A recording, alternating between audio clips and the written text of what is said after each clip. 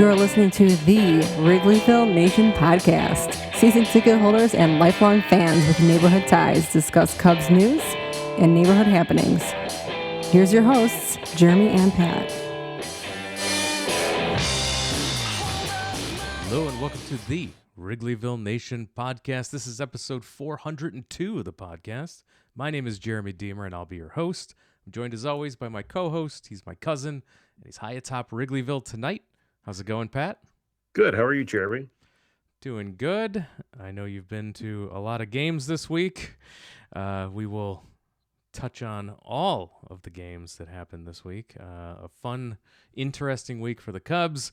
And to help us break down all the news, recap, and preview the games ahead, you know him from his work at CubsInsider.com, longtime friend of the show, Evan Altman. Thanks for taking time out to talk Cubs with us tonight. Yeah, I appreciate it. I like when we can come on and talk about it after they've been playing really, really good baseball. So, and I was especially worried, right? We're recording this on Sunday night. I'm sitting there going, man, they're about to get shut out for the third time at home already. And then lo and behold, right, like the pinch hitting gods shine down upon them again. And Craig Counsell looks like a genius and Carlos Mendoza looks like a complete fool. I can't imagine he's going to make it through the season in Queens. But he must have simultaneously thought there's no way Pat could sit through 3 shutouts in one season already. I mean, yeah.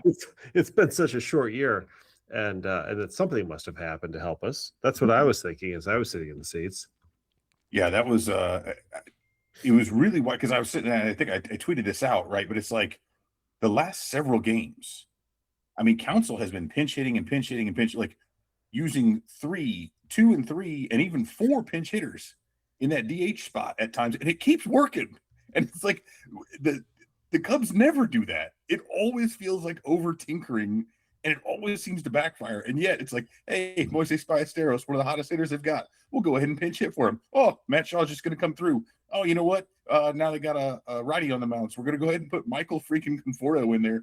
Comes through with the game-tying RBI. Like this doesn't happen.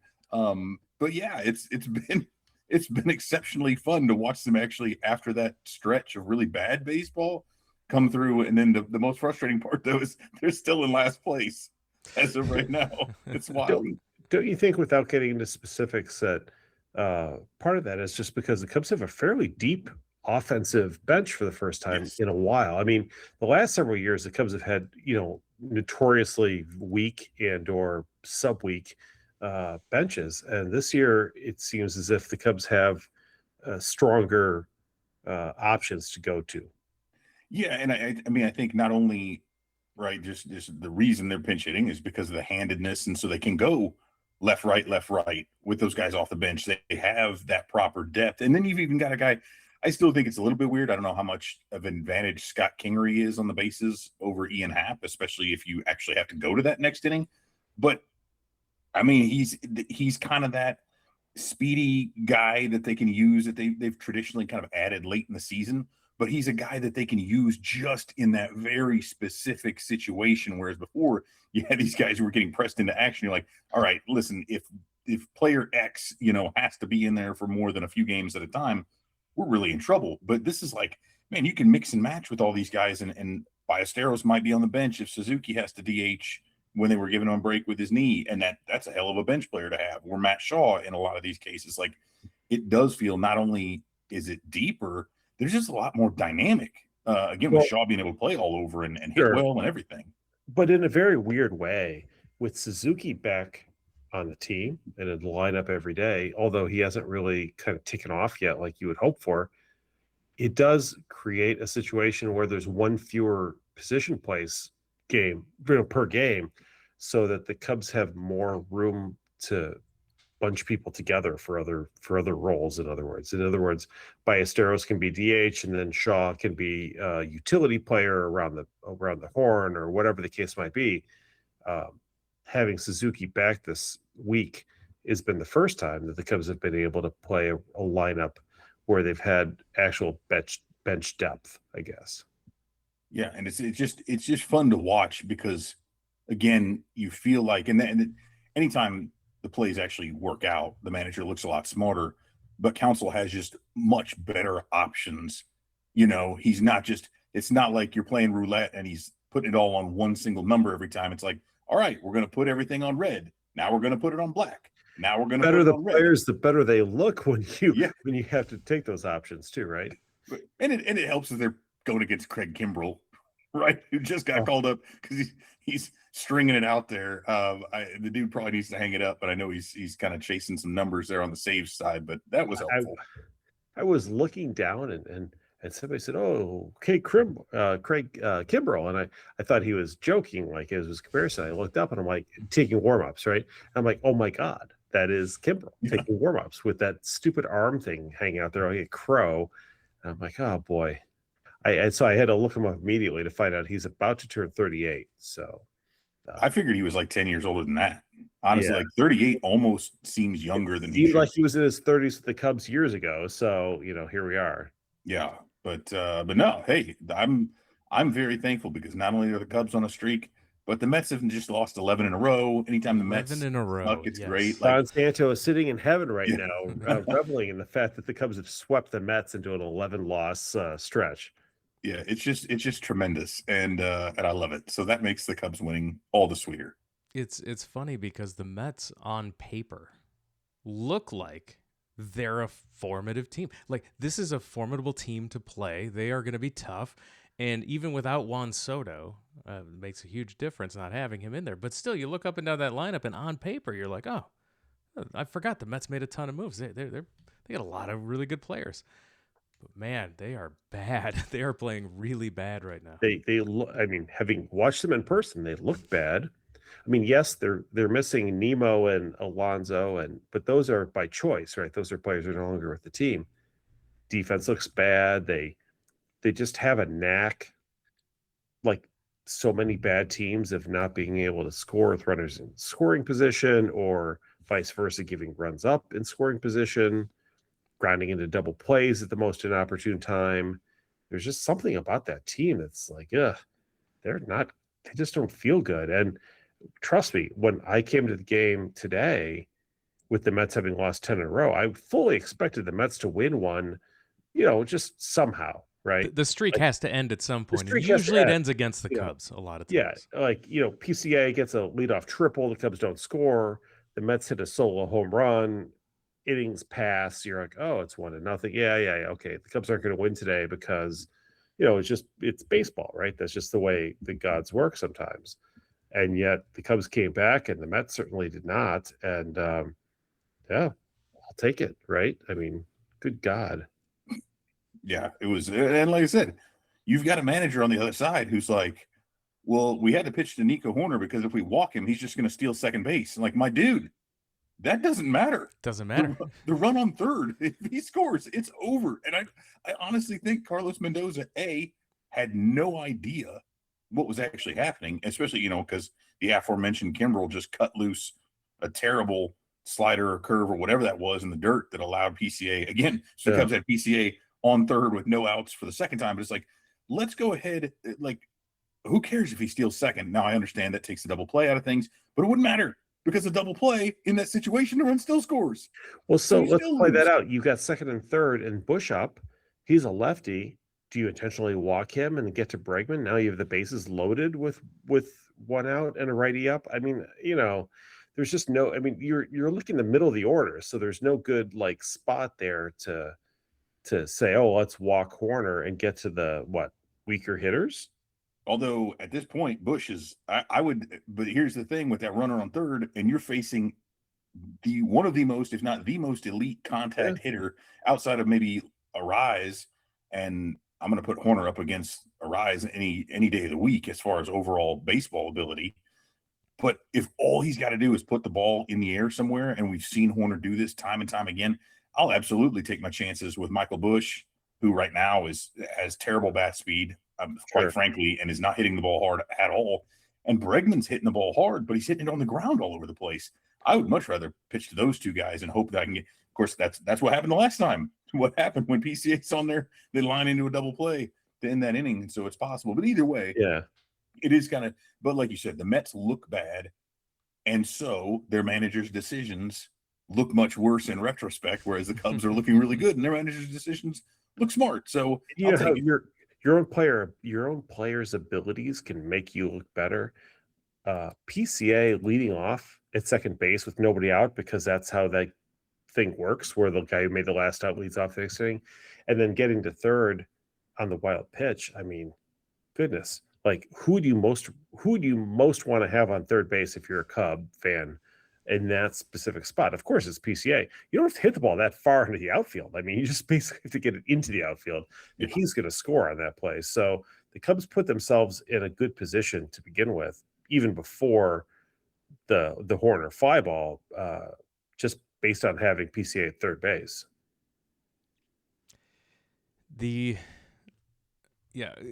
Talking about good manager decisions, one of the other victories, of course, you mentioned the Carson Kelly pinch hit decision. They brought in Carson Kelly to pinch hit for Mo Baller, and he ends up being the hero and helping to win the game. How did you feel before he hit that, Pat? In the moment, were you questioning the call by Craig Counsell? Would I ever question a Craig Counsell call? Of course not. I listened to the podcast last week. We were. Oh yeah. Okay. Well, occasionally maybe I would. No, I mean, look, it was the sixth inning, right? The situation was it was a tie game, so the stakes were what they were. It wasn't like the Cubs were behind, but they'd gotten a couple walks, and Kelly is brought in. I did not. Let's put it this way, I was not like, oh, that's a complete head scratcher, but I was not necessarily thinking, oh, that makes sense. Like let's put it this way, Counsell has a lot of confidence in Kelly, more so than I do, right? But in that position, I thought it was a bit unusual to make that call. But then after Kelly hit the home run, I thought, well, no, that was a perfect decision. Like, of course, why wouldn't you in the bottom of the sixth make that kind of move? Yeah, I mean, who am I in retrospect to judge? But I'm glad it worked out. Yeah, with the offensive depth we're seeing, as you mentioned, Evan, it's exciting to see the offense playing well. We got to see Jameson Taillon on the pitching side deliver a good performance as well. I figured, when we were looking at the pitching matchups this week, it's always, we still are nervous when we see a Taillon game, but because you don't know what you're going to get. But we're pretty happy with what we've been seeing out of Jameson Taillon recently in these starts. Yeah, I mean, he had the rough one that they ended up still winning, but they're against the Pirates, where he basically spotted them 5 runs right out of the gate with the early homer and the grand slam, and he's still, it's funny because he's pitched outside of that, though. He's pitched really well. The curveball looks great. Like that is, he's striking out more batters than he has in years, which is really phenomenal. But I get concerned about it because he was getting shelled in spring training, and that's kind of continued, right? Like he held a minute after the early bleeding, but I was really concerned because that wind was blowing out hard to right. And that was what was funny about it is you would have thought, again, with as much lefty pop, especially as the Cubs have had, and as much as they've been scoring, you figure, and I know it was still cold and kind of humid or the air was laden a little drizzly there at times, but still, I figured, hey, the way they're scoring, there's going to be a couple balls that get up and get out, and we really didn't see that. But he is just, I mean, the guy just is very consistent, at least when he's healthy, right? He knows how to pitch, and it's been impressive to watch because I think what you see with a lot of these guys, maybe a lesser pitcher or less experienced pitcher at least, would go through some of that and quite possibly could pack it in, right? You see the body language get bad. The bleeding continues. But I mean, he's really able to flush it if there's a bad pitch, a bad inning, a bad whatever, and he moves on and he keeps on rolling. And so I really love what he's doing, because even in that game again, he gave up 6 runs, but he struck out 10. Like, the stuff was working outside of a couple little mistakes, and that was one of those games where the wind was howling out. it's like all you got to do is touch the ball and it's going to leave. So I love what he's bringing, especially with as many injuries as they've had, to have him kind of step up and pitch as well as or better than he has in his Cubs tenure is pretty cool to see. Yeah, Pat, we've seen, with all the pitching injuries, it's anything you can get out of the starters helps, because the bullpen, you never know what you're going to get. I'm sure being there live, watching for names to pop up on the who's in the bullpen was an adventure this weekend. It was rough. Yeah. I mean, Tyon, of course, is another one who is as rough a start as he had against Pittsburgh in his prior start. This week, after giving him that home run in the second inning, which, by the way, I did, potentially think was a precursor to a bad start, but of course I was just kidding, because I was really ready to give up. I think you shut him out from there on, despite, as Evan pointed out, the great wins that were working against him. Having the Cubs starters come out the way they did, I mean, let's put it this way: given how things started on Monday with Assad and getting kind of wiped out by the Kyle Schwarber and company Phillies, the Cubs, you might have not predicted the Cubs would go 5-1 this week. Of course I did, but many probably would not have, because that looked really ugly. And you still had, a rotation of Ray and Imanaga and Cabrera and Tyon and then Assad again. I mean, when you've got your three best starters out for injuries for various reasons, that looks like a pretty thin staff, compared to what you might have had, and hopefully the Cubs will get some of those guys back soon. But they managed to not only hold their own, but they managed to excel against, I'd say, pretty difficult situations. 3 games in Philadelphia and then 3 games against the Mets, despite the Mets' struggles. Those are not those are not easy teams to pitch to. So kudos to the staff and to the Cubs pitching. I mean, they really did well this week. They did. Let's look at the Phillies series, because the Phillies are going to come back to town. They're coming to town this week after the 4 Cubs games. Isn't that terrible? Like, we play them 7 times in 11 games, and then never again. Yes, it's a tough stretch, but the taking 2 of 3 in Philadelphia. The one game, of course, being the Kyle Schwarber experience.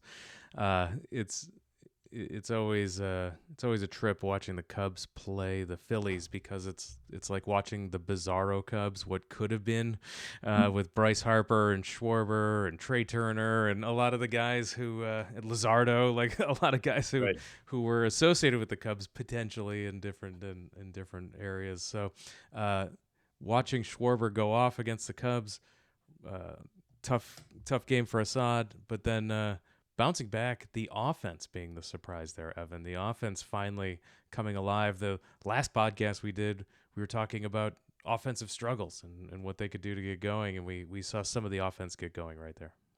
Yeah, I mean, and what's funny is, I kind of mentioned it earlier, right, with Bush and Bregman, like some of those guys up at the top that really they've contributed a little bit, and Bush did have, he was 0 for 30 and then gets that nice little pinch hit doinker that I kind of thought would help him get off the schneid. He's done a little bit better, but Bregman still hasn't broken through. So to see them do what they've done, score as many runs as they have without the man who's supposed to be their best power hitter, and could still be, right? It's early enough. Bush could come back and do all that. And like I said earlier, Suzuki hasn't started hitting in for power yet. He hadn't had a homer. Bush hasn't hit a homer. So the way they're doing it, and they are, Happ has been hitting a few more dingers than we would expect from him this early. He's really coming through again. Ballesteros is coming through, but it just feels like the things that weren't going right for them for the first couple of weeks there, all of a sudden started to break correctly. Like balls were dropping through where they needed to. The opponents were doing dumb things on defense and kind of giving them some extra bases. They're sneaking through. They're taking the extra base on, if somebody gets thrown behind. There's a wild pitch, they're getting through. Like everything was working, and Hoerner's getting timely hits all over the place. And an occasional home run. Yeah. I mean, a bunch of those Shaw hitting like 3 doubles out of the 9-hole a few days ago. Like all these little things. So you're seeing the bottom half, like basically Nico Hoerner and the bottom half is what that gives me so much optimism, because I'm sitting there going, this is what we were. And I don't know, I can't remember if it was maybe even on the prediction episode. We kind of talked about this a little bit. Just we were kind of thinking about who's going to do what, but we've typically seen it where it feels like everybody's hot or everybody's cold. And what I like about this is right now we're seeing, hey, the guys at the bottom are pulling all the weight.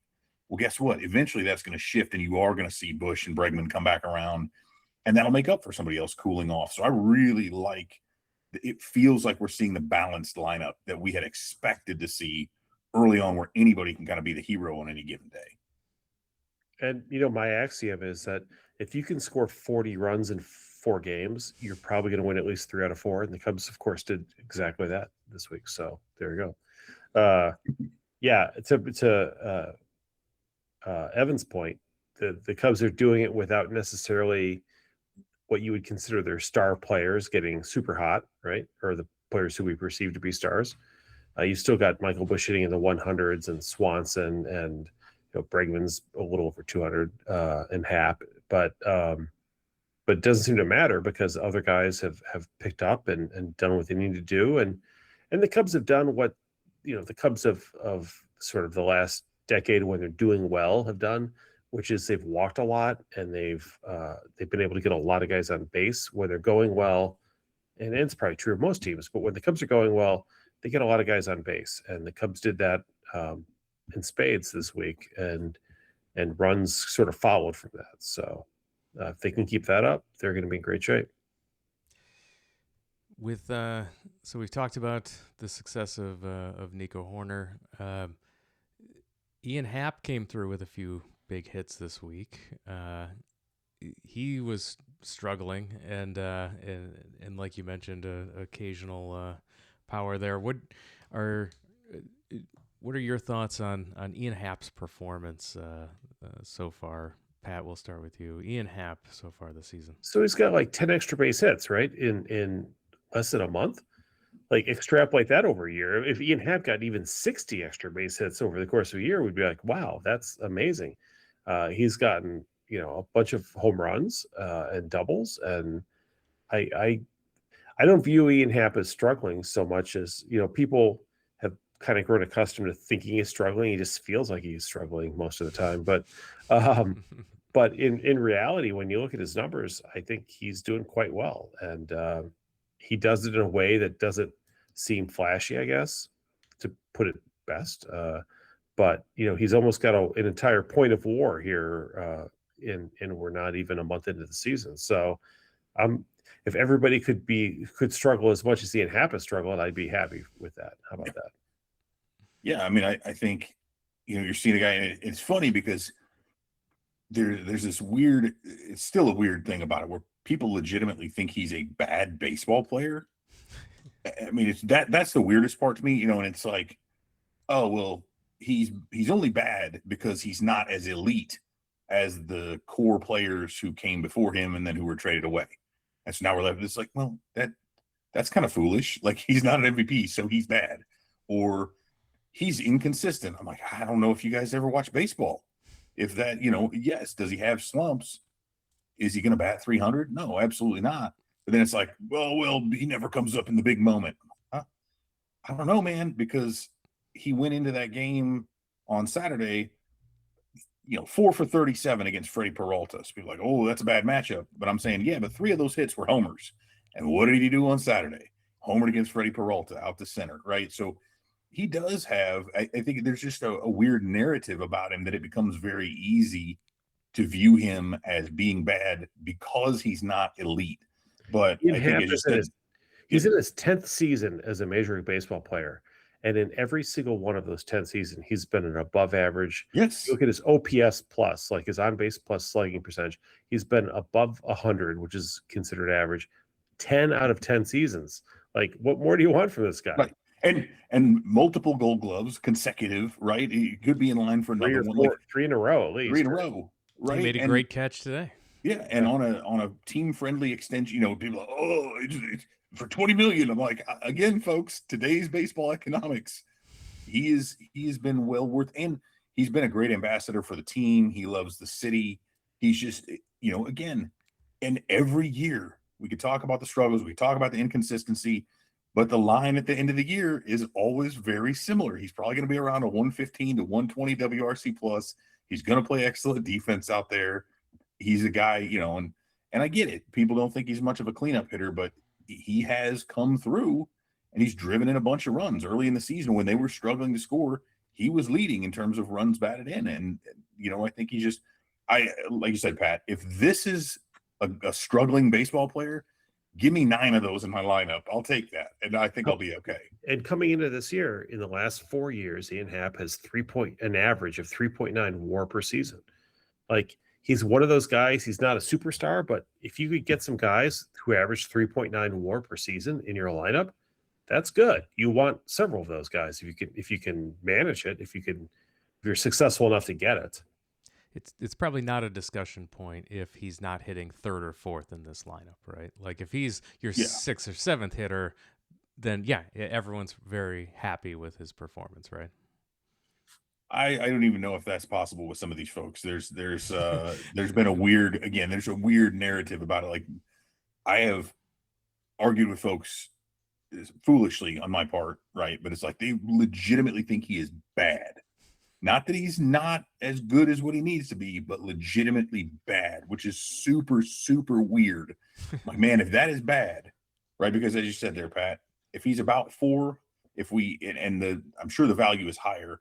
The established value for one win above replacement used to be around $8 million. It's probably more like 9 or 10 or 11 based on the economics now. But even if we roll with 8, that's about 30 million to 33 million based on where he's finishing every year. That is a guy who is, again, I don't care if he's making 20, 22 million. That is a solid investment in terms of the return that you're getting for the production. That is how. Would you bring back 30 or 40 million and you're only getting paid 20 million? Is that, you think that's good?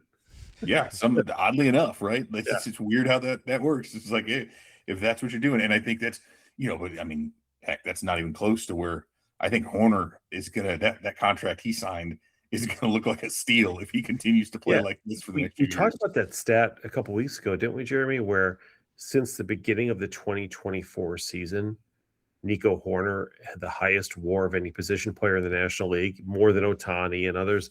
And I feel like every week that goes by, he just starts lapping people even further. It's crazy where he is on WAR compared to the rest of the entire league, all of baseball. I mean, it's getting to be ridiculous. Yeah, it's great to see Nico continue to add on to what he's doing. It's great to see the Cubs offense doing what they're doing. I mean, Nico's got 1.7 WAR, and we're still in April. I mean, that's crazy. He's leading the Major League Baseball in WAR, right? And it's April 18th. I mean, good God, and he's your second baseman, and he feels, at the risk of being hyperbolic, and the power isn't quite there as much. But when Sandberg was really coming into his own, and kind of the comparison's easy because they're second baseman, but like, Rhino did everything well, right? He stole a bunch of bases, played Gold Glove defense, hit for power, hit for average, and was just that consistent. You didn't hear from him off the field. He's very mild-mannered, rarely ever cracked a smile, never got upset. Hoerner feels a lot like this. I'm not saying he's Ryan Sandberg, right? But it's a similar type of, he's consistent. You know what you're going to get from him every day in the lineup, in the field. And that is a guy that you want up when you need that hit or you need that ball put in play. Like, if you wanted to win a game with a man on third and less than 2 outs, you need a fly ball like today. Yeah. Done. Like that, like 10 out of 10, 11 out of 10. I'm taking him. And I just, because he's hitting 325, or because you think he's a good hitter? Which one?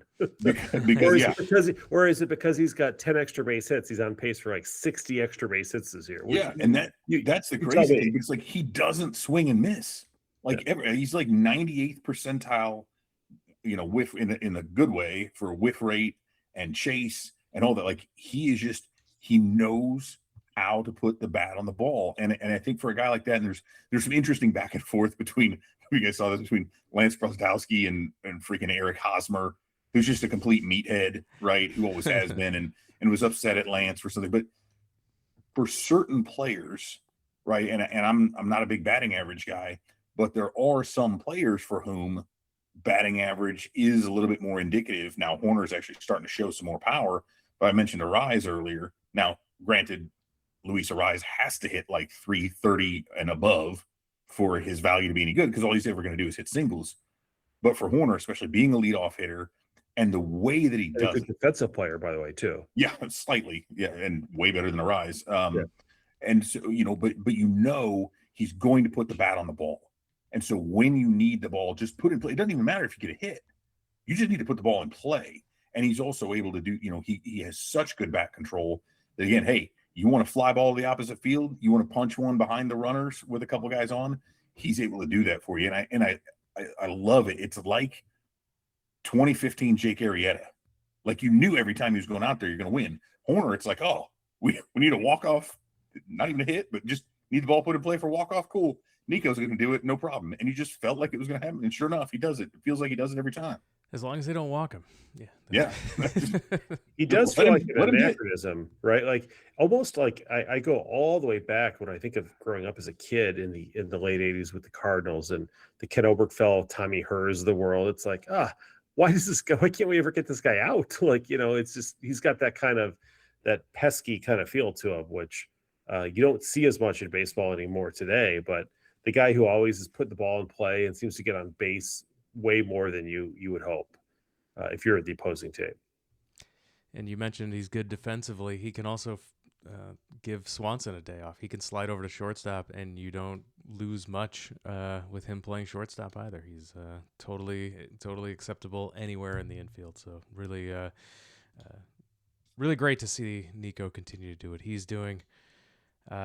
It was disappointing again to see more Cubs pitchers going to the injured list.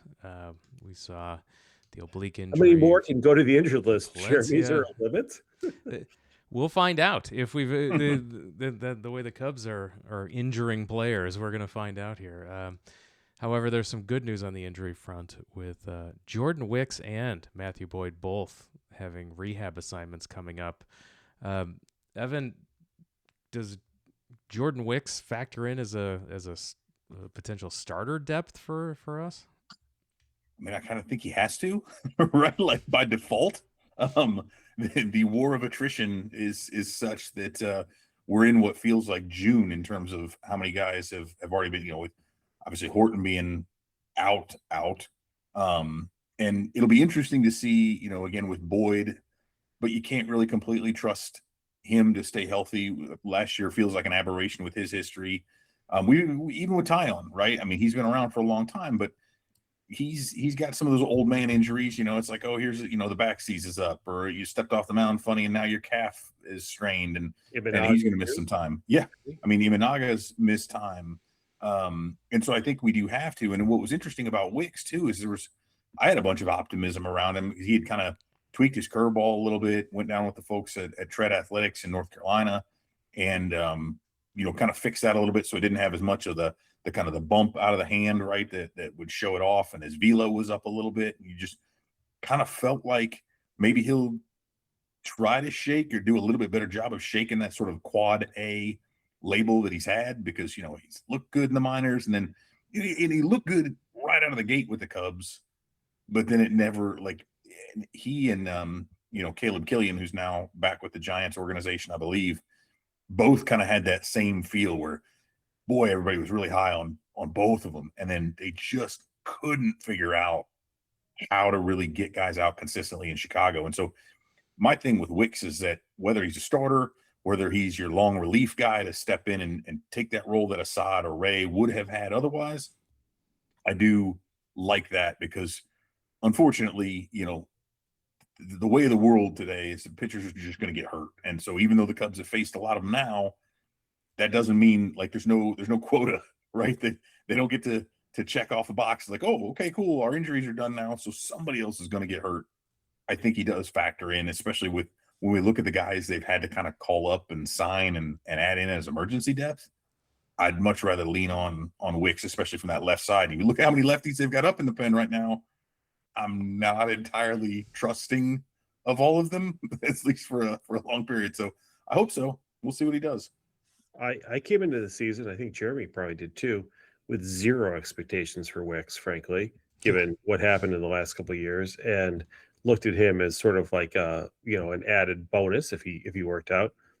But as I am also a believer in equilibrium in baseball, so if half your pitching staff is going to get hurt, other people are going to have to step up and do well, and maybe this will be his chance. Certainly, he'll never get a better opportunity to that now, given everything that's transpired. So this is his chance to come up and prove that he's a Major League Baseball pitcher, and let's hope he can, because the Cubs could really use him. Mm-hmm. Absolutely, and with Wicks, Boyd, and then eventually when Justin Steele comes, here's three guys now that we don't know what to expect, and we sure hope that at least a couple of them work out. Otherwise, you're in real Boyd trouble. alone would be huge, right? Can you imagine being able to have Assad and Ray piggybacking games or something, like anything other than what they have now, where everybody who could possibly pitch more than 2 innings has to pitch to start games now because they don't have an option. I mean, yeah, knock on wood, he gets back soon. Looking ahead to next week, before we get to the schedule, we can take a peek at the standings here, as the Cubs have won 5 in a row. So have the stupid Cardinals.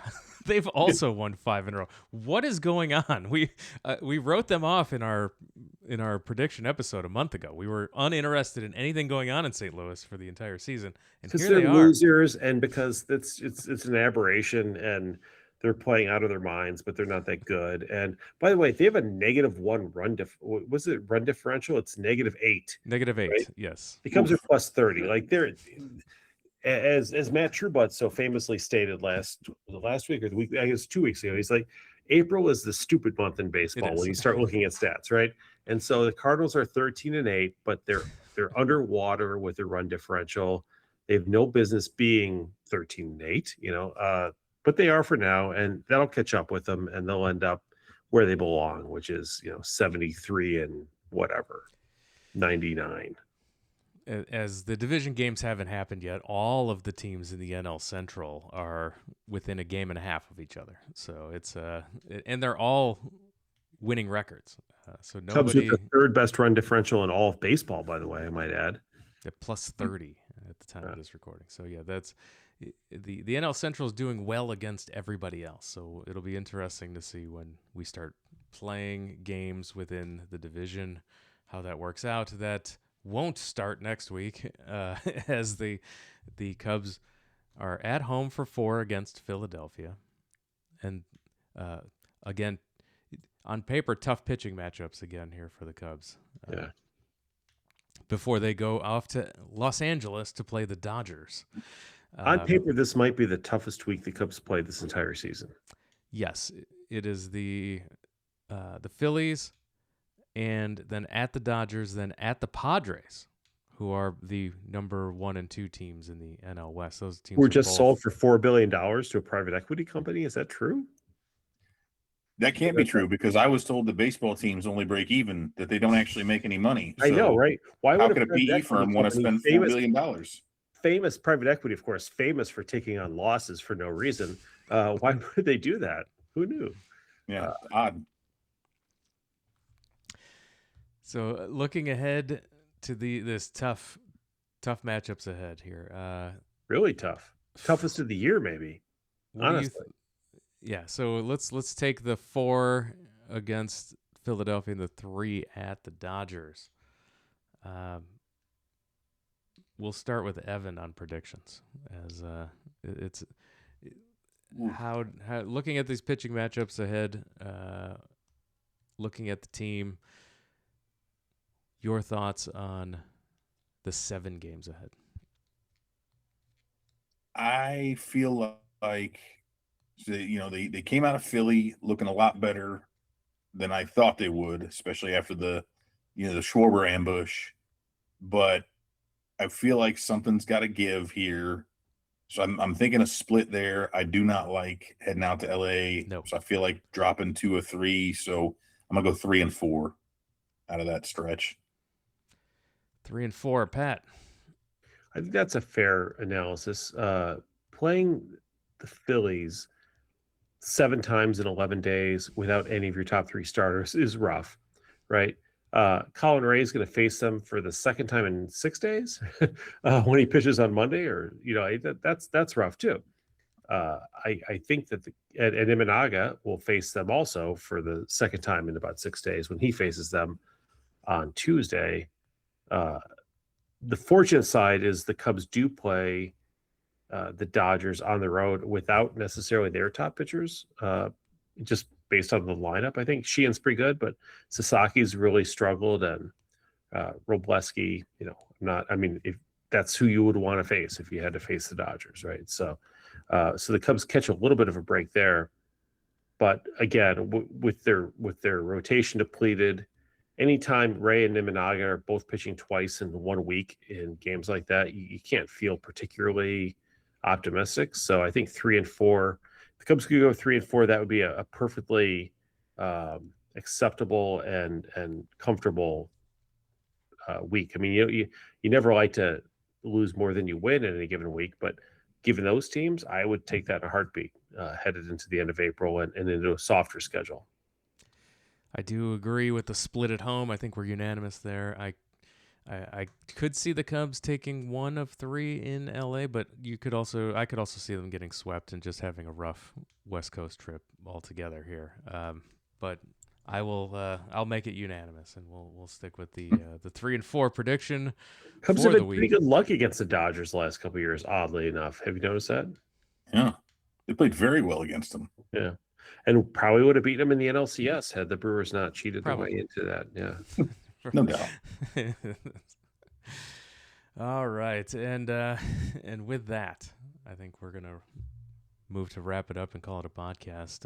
Evan, any final thoughts before we wrap it up?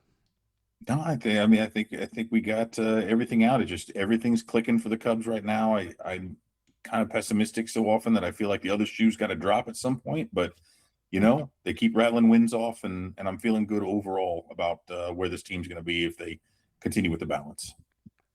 I would like to reemphasize, I know I mentioned it before, but with Suzuki back in the lineup, it really does give Counsell for the first time as a Cub manager some versatility on the bench where he can actually bring people in who don't completely suck and who aren't terrible and should be cut.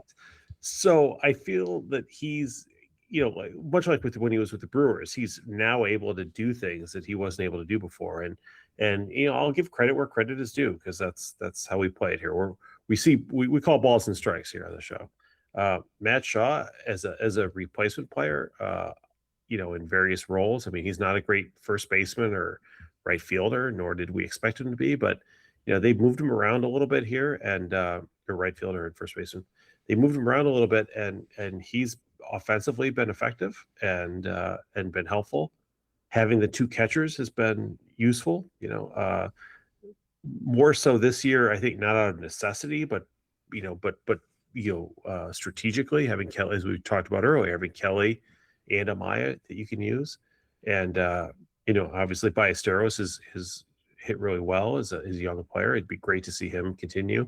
I watched, Michael Conforto today hit that big double down the line that was helpful. Conforto has not been bad. We were expecting Conforto to be all the people that bad. wanted to cut him after week 1. Here we are, and they actually have an outfield bench bat, who has been useful. So you start to add it up, and you're like, oh, okay, well, they've got multiple, and you don't have a big bench these days anyway. But if you've got 3 guys on your bench that are helpful, that's significant, and the Cubs do right now. So good for them, and Counsell's ability to be able to use them and get the most out of them. I applaud him for that as well. Always great catching up and talking Cubs with you, Evan. Please remind our listeners where they can find all of your work on the internet. Yeah, just check us out at CubsInsider.com. We're Cubs Insider. Search us on Facebook, at Real Cubs Insider on Twitter, and then at D Evan Altman is my handle. So check us out. And you can follow us on all of the social media platforms as well, at Wrigleyville Nat. And of course, WrigleyvilleNation.com has all the links to this podcast. If you want to support the show, many ways to do that. The easiest and free way to do it is to like and subscribe over on our YouTube channel. That's where the video version of this podcast is. Easy. What's the most expensive way to do it? Just the out most of curiosity. expensive way is to go and buy a T-shirt. I'm wearing one of the T-shirts. If you're watching on YouTube right now, you can see a great example of that. The link to our store is available, pinned to all of our social media platforms and on the website, WrigleyvilleNation.com. Click the store link and pick yourself up a T-shirt, a mug, a hat. We got all kinds of merch. Or you can also support the show by going to our Patreon, patreon.com/WrigleyvilleNation. Our patrons there give us money to keep the lights on and not do ad reads. We've been ad-free for another season thanks to all of our supporters over at the Patreon. So every dollar helps, and it goes right back into the show, and so we appreciate all of our patrons over there. And with that, we're going to wrap it up and call it a podcast. Pat, thank you for joining us. Thank you, Jeremy. Thanks again, everyone, for listening. We'll talk to you again next time.